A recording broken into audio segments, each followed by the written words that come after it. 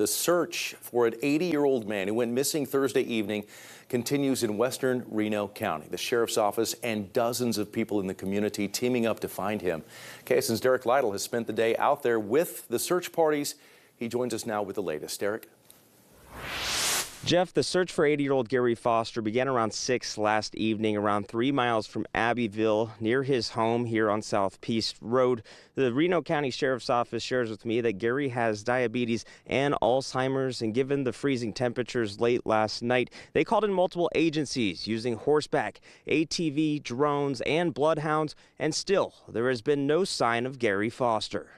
The initial search called off around midnight, then picked up first thing this morning. Dozens of people who know Gary and his family deciding to continue to search through the night. The sheriff's office tapping into KHP for air support while the dogs began to search on the ground.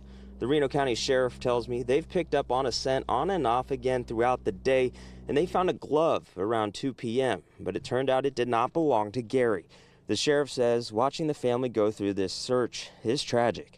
No, it's heartbreaking to see a family go through this. You know, I got here this morning and I went and met with the wife and spoke with her briefly. Of course, she's surrounded by family and everybody's concerned. So, yeah, it's not a really good time of the year for this to be happening. The sheriff says they will exhaust as many resources as possible and would not put a timeline on how far this search could go.